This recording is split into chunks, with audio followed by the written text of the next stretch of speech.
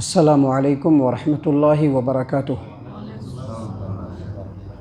الحمد للہ رب العالمین والصلاة والسلام علی رسولہ الکریم وعلی آلہ وصحبہ اجمعین، اما بعد۔ عن عمران بن حسین رضی اللہ عنہ قال قال رسول اللہ صلی اللہ علیہ وسلم من سمع بالدجال فلینأ عنہ فواللہ ان الرجل لیأتیہ وهو یحسب انہ مؤمن فیتبعہ مما یبعث به من الشبہات، رواہ ابو داود فی سننہ فی کتاب الملاحم۔ معزز سامعین کرام، اللہ تبارک و تعالی یقیناً بے حد اور بے انتہا لائق تعریف ہے کہ اللہ رب العالمین نے ان گنت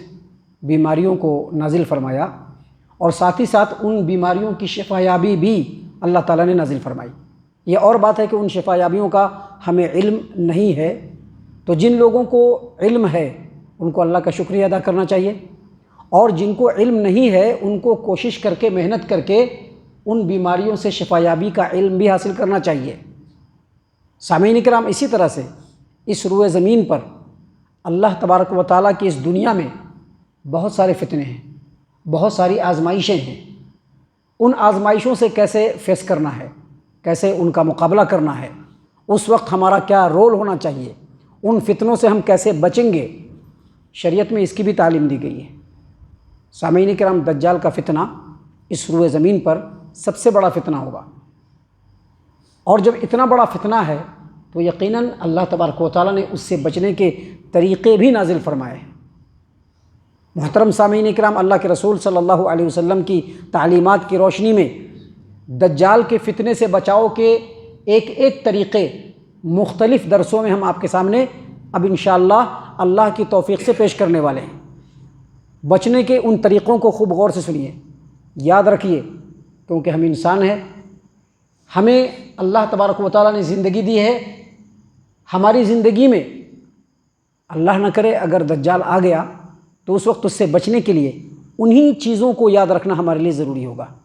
سامعین کرام، ان میں سے جو سب سے پہلا طریقہ ہے دجال کے فتنے سے بچاؤ کا، جو سب سے پہلا طریقہ ہے وہ یہ کہ دجال کے بارے میں اگر پتہ چل جائے کہ وہ ظاہر ہو چکا ہے، کیونکہ وہ 40 دن میں ہی پوری دنیا کو اپنے قبر میں کر لے گا، اتنا تیز چلے گا، اتنا تیز اس کی چال ہوگی، اللہ تبارک و تعالیٰ کی طرف سے اس کو یہ قوت اور طاقت مل جائے گی کہ وہ 40 دنوں میں پورے دنیا کو کور کر لے گا سوائے مکہ اور مدینہ کے۔ تو اگر پتہ چل جائے کہ دجال ظاہر ہو گیا ہے تو اس سے بچنے کا جو سب سے پہلا طریقہ ہے کہ اس سے اوائڈ کرنا ہے، اس کے پاس نہیں جانا ہے، اس سے دور بھاگنا ہے۔ نبی اکرم صلی اللہ علیہ وسلم نے اس سلسلے میں تعلیم دی ہے۔ دیکھیے، سنن ابی داؤد کتاب الملاحم حدیث نمبر 6319، عمران بن حسین رضی اللہ عنہ روایت کرتے ہیں کہ نبی صلی اللہ علیہ وسلم نے فرمایا کہ جو کوئی دجال کے بارے میں سنے وہ اس سے اوائڈ کرے، اس سے دور رہے۔ پھر نبی صلی اللہ علیہ وسلم نے فرمایا کہ اللہ کی قسم، ایک آدمی جو اپنے آپ کو مومن سمجھتا ہوگا لیکن جب وہ دجال کے نزدیک جائے گا تو دجال کے پیدا کیے ہوئے شبہات اور فتنے میں وہ شکار ہو جائے گا، وہ اور شبہات کا شکار ہو کر کے وہ دجال کی پیروی کرنا شروع کر دے گا۔ دیکھیے، حدیث بالکل کلیئر ہے۔ اس حدیث کا معنی اور مفہوم یہ ہے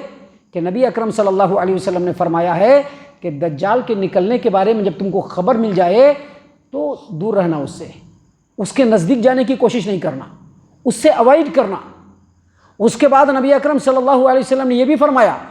کہ ایک آدمی جو اپنے آپ کو بہت ہی مضبوط ایمان والا سمجھتا ہوگا کہ ہم بڑے مضبوط ایمان والے ہیں، لیکن جب وہ دجال کے نزدیک جائے گا، دجال کے قریب جائے گا تو وہ دیکھے گا دجال کو، اور بہت سارے فتنے کی شکل میں کرشمے وہ کرے گا۔ یعنی اصل میں وہ فتنہ ہوگا لیکن وہ بڑا کرشمہ ہوگا۔ کرشمہ کیا ہوگا؟ اس کو جادو کرتے ہوئے دیکھے گا، مردوں کو زندہ کرتے ہوئے دیکھے گا۔ جو دجال کی پیروی کرنے والا ہوگا، جو دجال کے فرما بردار ہوں گے، دجال اس کے لیے آسمان سے بارش برسائے گا، اس کو خوشحالی میں مبتلا کرے گا، اس کو مالا مال کر دے گا، اس کے کھیتوں میں ہریالی آ جائے گی۔ لیکن جو لوگ اس کی نافرمانی کرنے والے ہوں گے، اس کی مخالفت کرنے والے ہوں گے، وہ اس کی خوشحالی کو چھین لے گا، اس کو सूखे में मुब्तला कर देगा, कहत साली में मुब्तला कर देगा। दज्जाल के हाथ में जन्नत भी होगी, जहन्नम भी होगा। ये देख करके